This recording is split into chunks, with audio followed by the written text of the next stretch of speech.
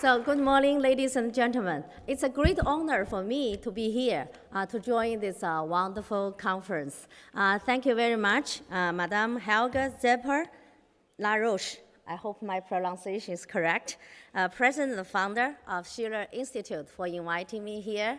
I think I'm very impressed, first of all, by this opening music, the lovely song called Jasmine Flower.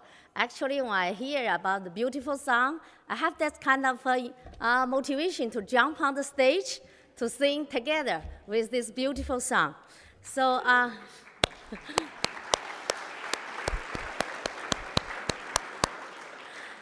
this song I know is very famous in the Western society. Similar like one of the Chinese dishes is called Gong Bao Jiding. I heard it's also very famous in European countries, especially in Germany. I think several years ago when I spent my visiting fellow in the German Development Institute, I have a very good friend. She's a German. She invites me to her apartment for cooking this Gong Bao Jiding. And she followed all those procedures, how to begin doing from the first step, second step. So it's, it's amazing. Even me, I couldn't do that Gong Bao Jiding from the beginning to the end. So we tasted that the delicious dishes together.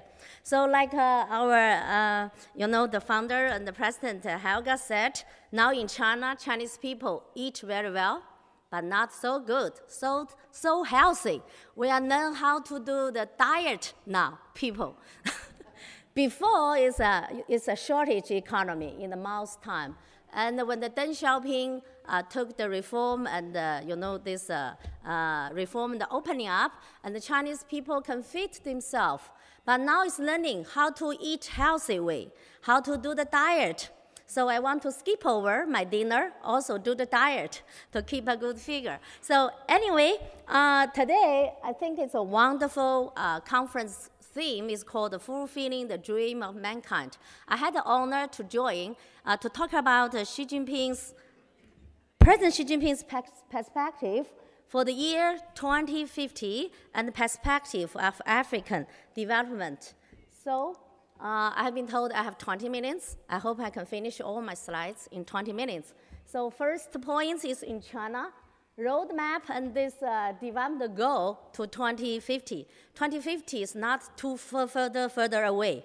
It's just quickly. Every year passed so quickly. So very soon we will reach to 2050. And then so that's in China. His perspective first is in China, how to resolve those challenges we are facing at home. And then in the world is this peaceful diplomacy, and also called One Belt, One Road. So One Belt, One Road is something linking China and all of the world. It's like our philosopher, Confucius, and also like Germans, a lot of famous philosophers coming from here, Schiller and so many. So those philosophy thinking also need connected together. And then in Africa, so Africa is a wonderful continent. I think, but unfortunately, now still lag behind. So from China and from the world, how should we work together to help the people in that continent? So that's the main point. So first, in China, I hope people here can see, maybe it's not so big, those characters. And I also need to see because there's no screen in front of me. So in China, roadmap development goal, you all know in the October 18. In Beijing, we had the Party Congress. It's called the 19th Party Congress. So all those very important documents will be released from Party's Congress. So during the Party Congress, so President Xi Jinping has made a long-term roadmap for Chinese people. So the goal is to establish a moderately I hope I have a microphone here. I can. Yeah, holding here, and then I can move around. So to establish a moderately prosperous society, we call it Xiaokang society. Xiaokang is a Mandarin Chinese word, which means now moderately well-being. It's not so superpower yet, so strong power yet, just moderately well-being society. So by counting, should be out of the poverty for all 1.4 billion population. This is a tremendous job. So now we are entering into a new phase for this anti-poverty. So it's called the target anti-poverty phase. So what is the meaning for target? I think half a year ago, I traveled to our poverty-stricken area in the Shanxi province. And also I traveled to another, it's called I think I forgot the name, Guizhou. Yeah, Guizhou province, to see the poverty area. And I found the local, like the head of the village, they will find out which household now is still in poverty.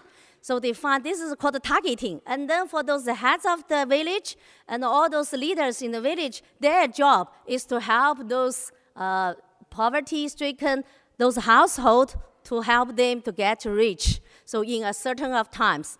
Thank you very much. And then I can see here. So by 2020, out of the poverty for all of those 1.4 billion population, it's not an easy job. And the per capita GDP will reach $10,000.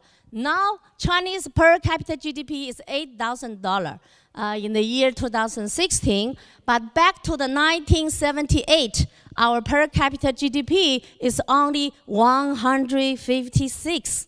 So it's very, very poor when this opening and reform was just started. So in Mao's time, we have a very interesting phrase to express Chinese people thinking about our 3 generations of leadership. So the first generation of leadership, that is Chairman Mao. Chairman Mao helped people, Chinese people, stand up, which means before we are even lying on the ground, being colonized, semi-colonized by Japan. And, but Mao helped the Chinese people stand up, but not feed well, not clothe well, just stand up, political independence. But with Deng Xiaoping's reform and opening up, and Deng Xiaoping helped Chinese people to eat well, not becoming rich, but only economically. But now under Xi Jinping's leadership, so not only stand up and eat well, becoming rich, and we should make more contribution to the world, becoming real, like people enjoy the life, and the country also enjoy dignity in the world. So that's to establish a Xiaokang welfare society. And then how to reach that goal? To 2 stages from 2020 all the way to the 2050. So the first stage is to 2035 to realize the socialist modernization.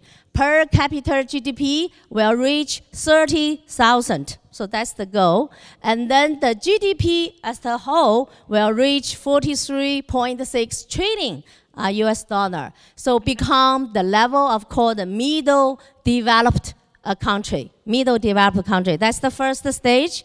And then from 2036 to 2050, become a prosperity, democracy, civilization, harmony, and beautiful socialist modernization power. So that's the goal, has been set up in this party congress, 19 party congress. So when we think about China, there are 2 pictures about China. I mean, just the general talking, 2 pictures. If you go to see detail, there are thousands different pictures about China. So those general 2 pictures, one is rising power, seems very strong. This is the second biggest economy already. But let me show the picture here. Here is the general picture about China. This is the global economy by GDP. So when we see the top right, United States of America, so account for the total GDP of global. Total GDP is 24.32%. And then to the left, top, that's China, that's the yellow one, top left. China has accounted 14.84%. global GDP. And then none of others has those two digital percentage. So in general, China is very powerful now. But when we go to the per capita GDP, that's the picture we talked before. To the Xiaokang, we are still struggling, heading forward for Xiaokang, just to go to like 10,000 per donor per capita GDP. Even recently, let me share with you what's the heated debate in recent days. Just a week ago in Beijing, there is a fire, big fire burned in the, I think it's northwest, beyond the North Fifth Ring. Because that big fire cost around like 28 lives, 28. Eventually, after investigation, we found because that fire caused from basement. So that's a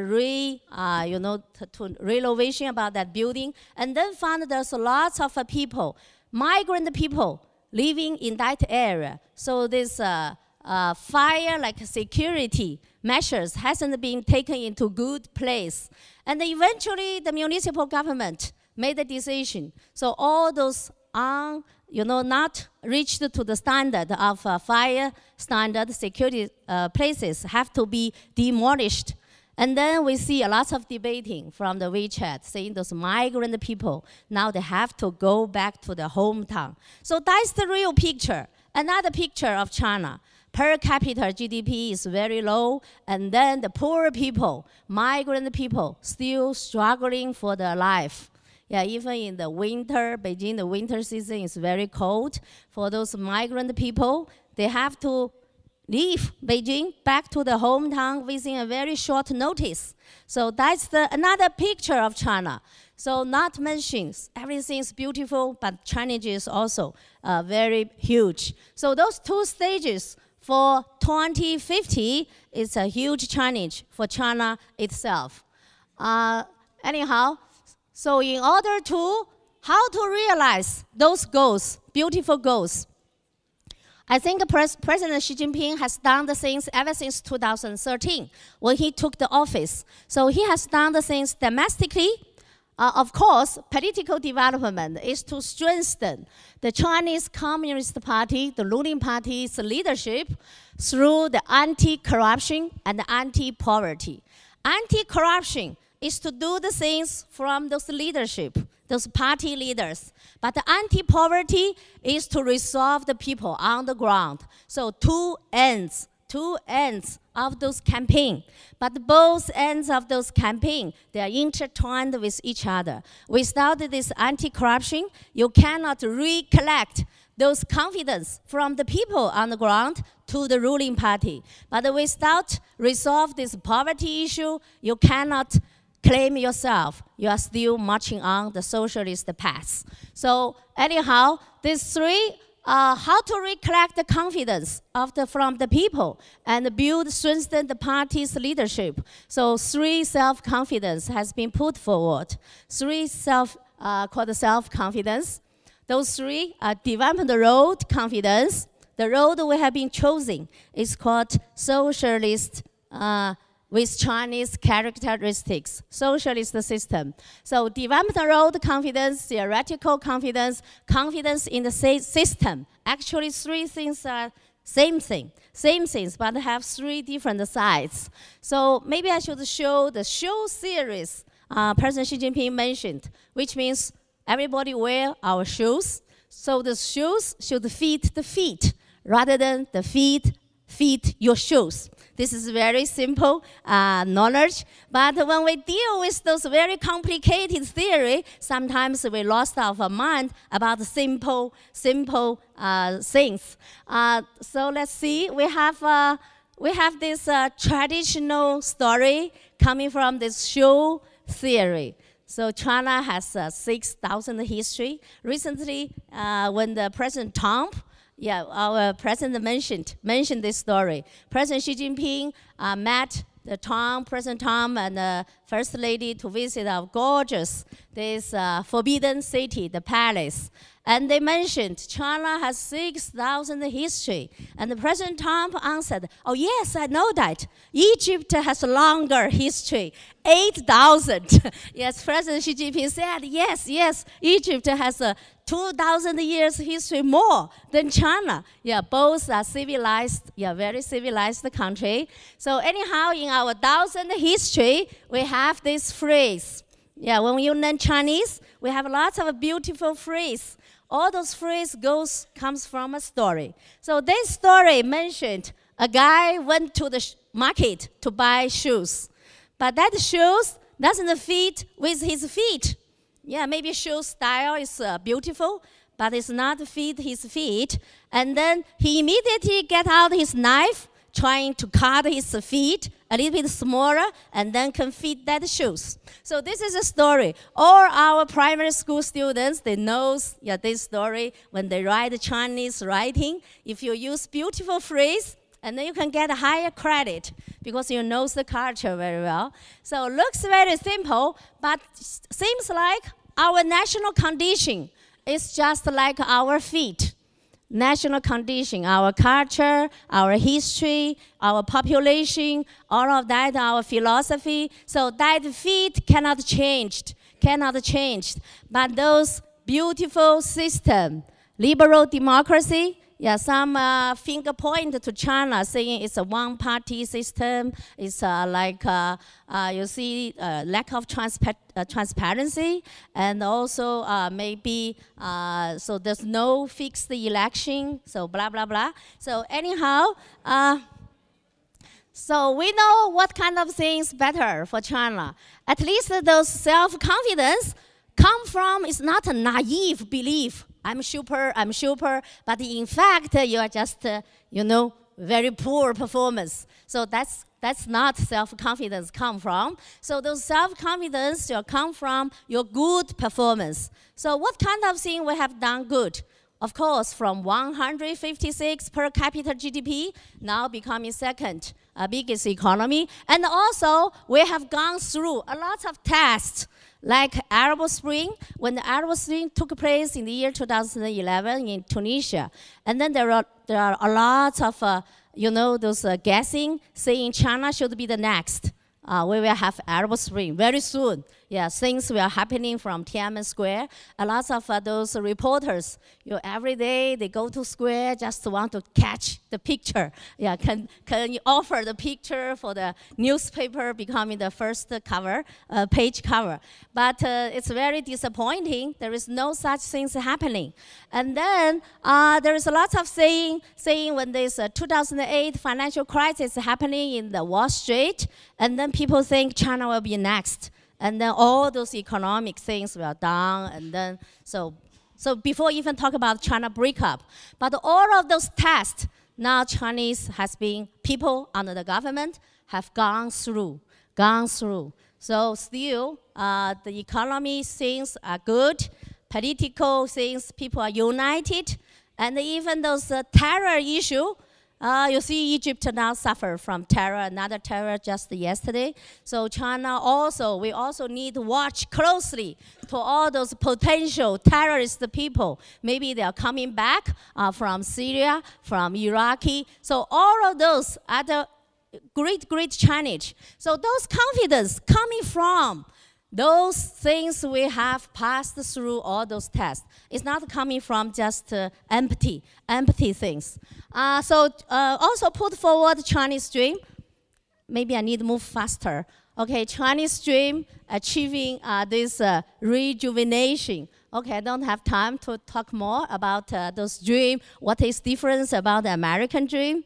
So a little bit of difference from American dream. So second is combat this corruption. So President Xi Jinping mentioned power must be caged by the system and strengthen the rule of the law. Also, there are several channels to anti-corruption. The first is to improve the party conduct and strengthen party discipline.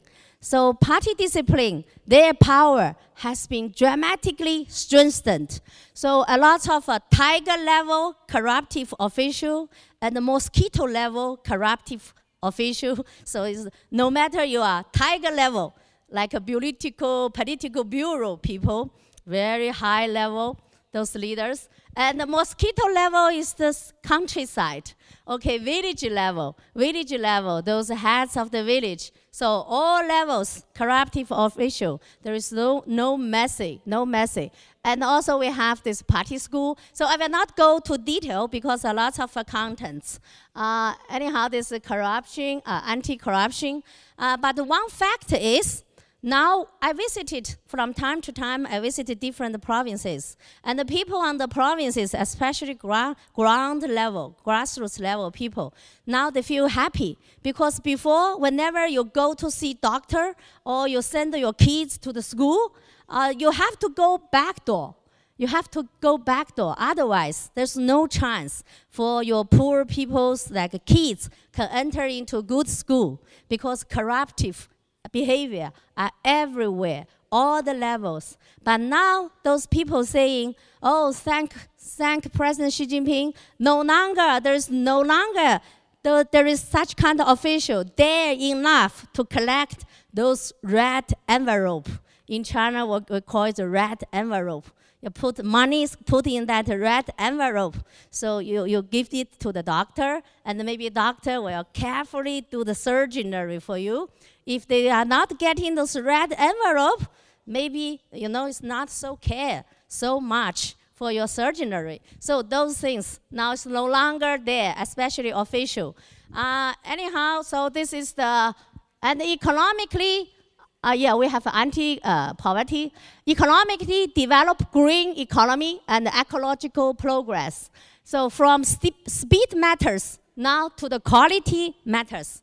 Before, in Deng Xiaoping's time, we have a slogan called only development matters. Development, GDP, GDP, GDP.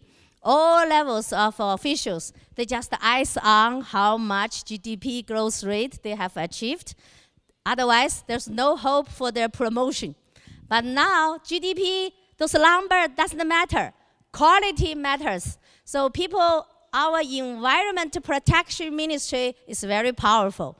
They will go to different provinces to check pollution. So if you are not quality speed, so you will not get your promotion. Anyway, so in Deng Xiaoping's time, there is a very famous slogan called, this is words given by Deng Xiaoping, no matter white cat and black cat, as long as it catches the mouse, it is a good cat. So he refers to, no matter is the capitalist way or socialist way, as long as it can make our GDP growth forward, anyway, we take it. But now people saying black cat or white cat doesn't matter at all. We have long beyond those ideological thinking. But now should be green cat. Yeah, we cannot suffer from this pollution. And those lots of very badly, those pollution, those air. So you have to, in our party Congress document, talking about the beautiful China, to establish very, like you can see the blue lake, blue sky, very clean water, fresh air. Those things we used to have before. But after development, and then you have money in your pocket, and then you have to put on your face mask. Now, so what is the meaningful for life? So it's just like a person. People are saying before you reach to 40 years old, you sacrifice your health for chasing money. But after you reach the 40 years old, you spend all the money you have accumulated for trying to get your health back. So that's the thing. That's the thing even for China. Before, we're using sacrifice our sky, blue sky, clean water to chasing for GDP. But now we use all those GDP's money, now trying to get blue sky back. So that's the circling. So anyhow, how to pay attention to this quality issue, economic development. We do another change. That is to maybe transition to the down the bottom one. Transition from the export-driven economy now to the innovation-driven economy. The pollution coming from what kind of thing? Coming from made in China. China serving as the world factory. Because world factory, everything made in China, so electricity, everything is spent in China, and then pollution left in China. So world factory caused this pollution. So we no longer want to be the world factory. We want to be world office, right? Like our Indian friends said their country is world office. So we also want to be the world office. But the world factory also okay. But we need to improve from those pollution one becoming a very clean industrialization. So that is how to balance this growth and development and inclusive development. Not only have GDP growth rate and then poor people, migrant people has been chased away from the capital city.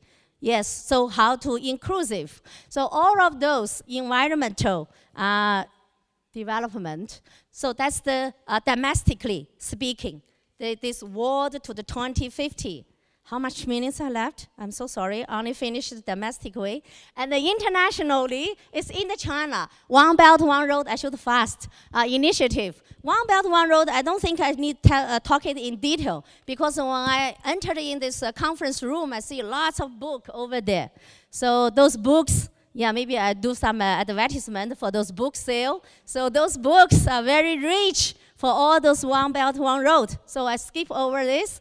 One Belt, One Road, and oh God, this is in the word. This is also should be skip over. Before we are talking about the peaceful rising, and then because maybe some American friends said it's very aggressive, peaceful rising, very aggressive, and then it's not so nice to the ear. So anyhow, so we changed the name called the peaceful development. So when our American friends put forward Pivot Asia, we also found it's quite aggressive, Pivot Asia. And then they also very nicely to change the term as the rebalancing Asia.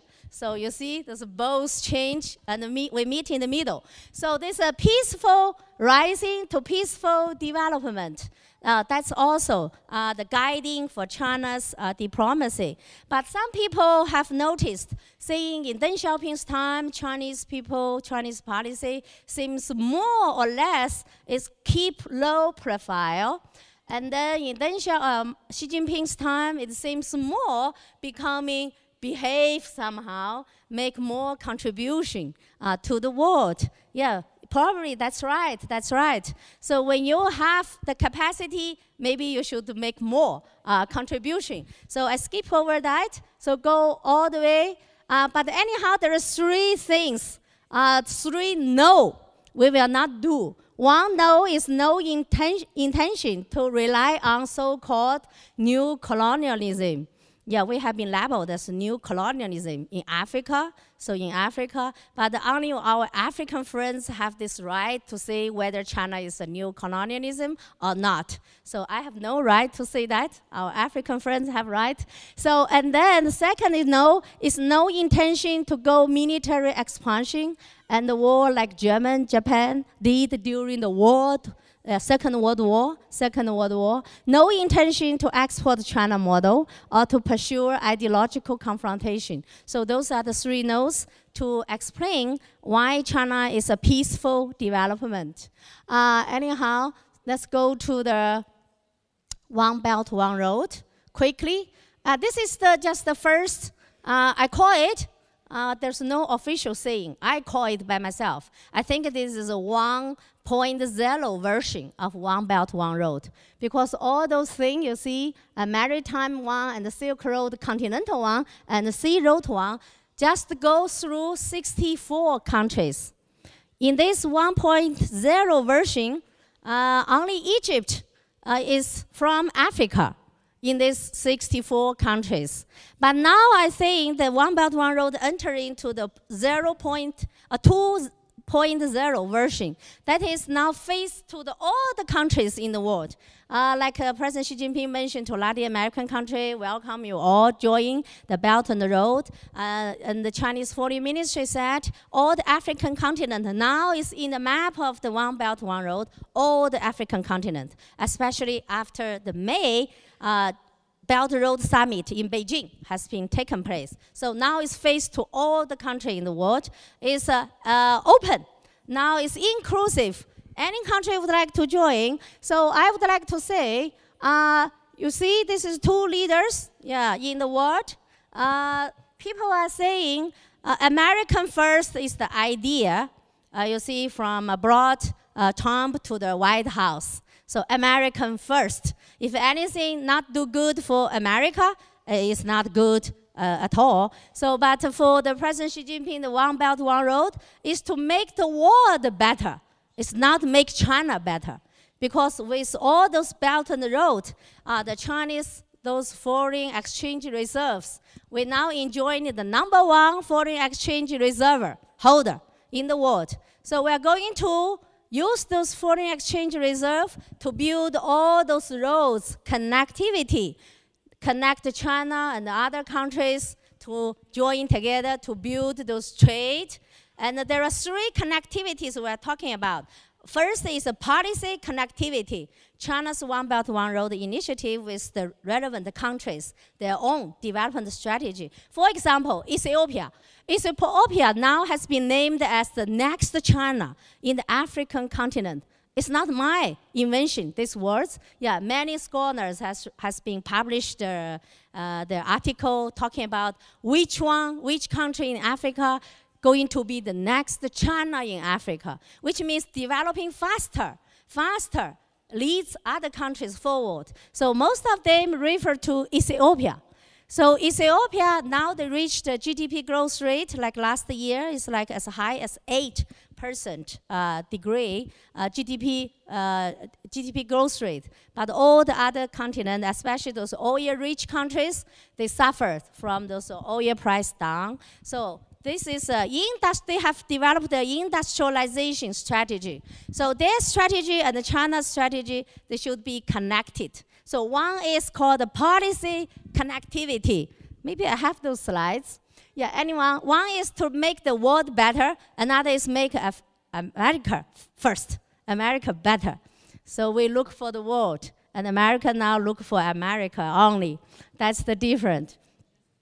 So this is the connectivity, or maybe it's not easy to see because of a different color. So maybe we go to this. Policy coordination. Yeah, our policy and the relevant, not only African country, but policy connectivity first. And then facility connectivity to build infrastructure.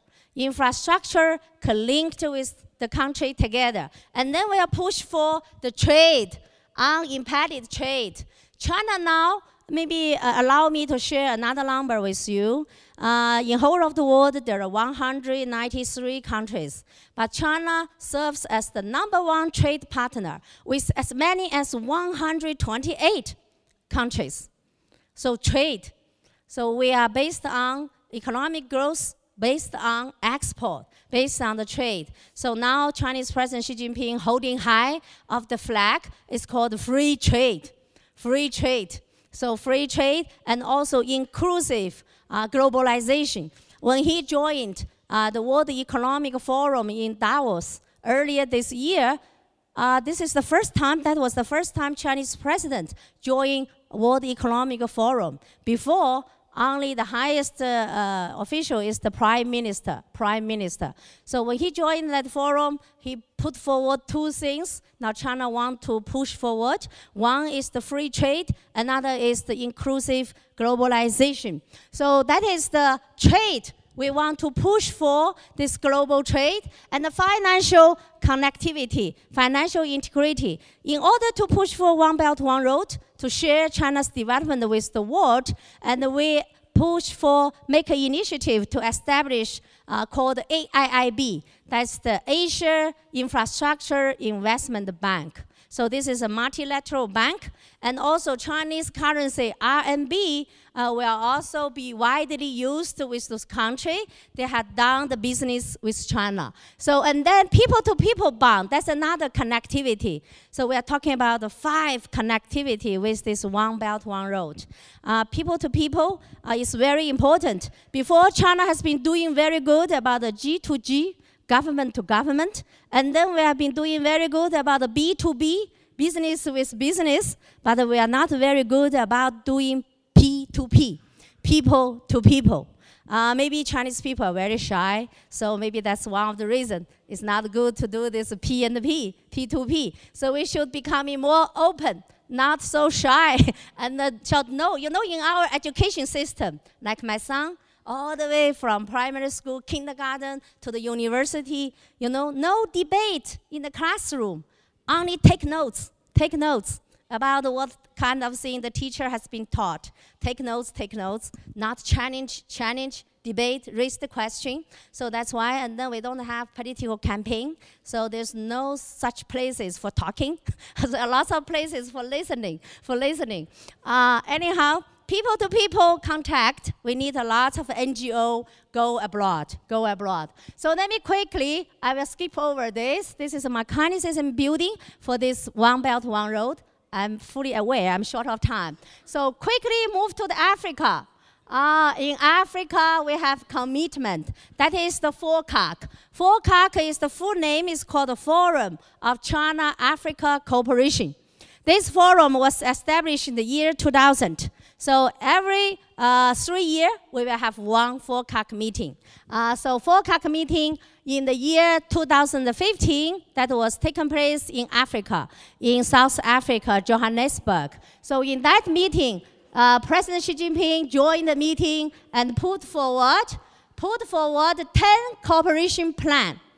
So with the money, pledged money as high as 60 billion US dollar, and covering the whole 10 area: industrialization and agriculture, infrastructure, financial, environmental protection. So I don't have time to name all of them as covering all of that.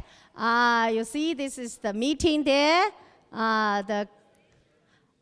This is also Zuma. Okay, Robert Mugabe now has gone recently. So recently he is gone. But this Belt Road, I think, is very good for Africans' job creation.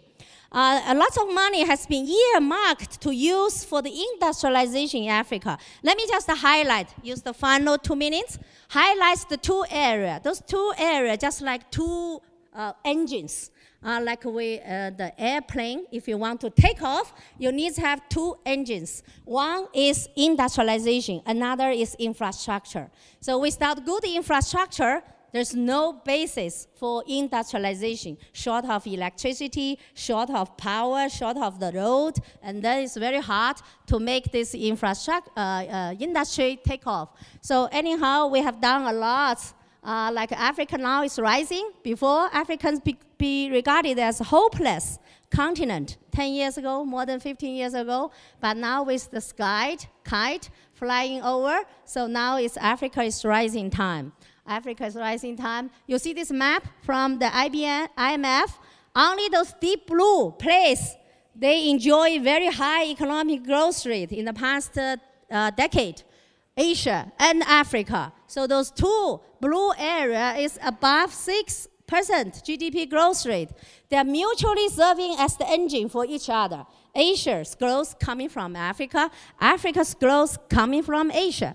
So anyhow, booming future industrialization creates jobs.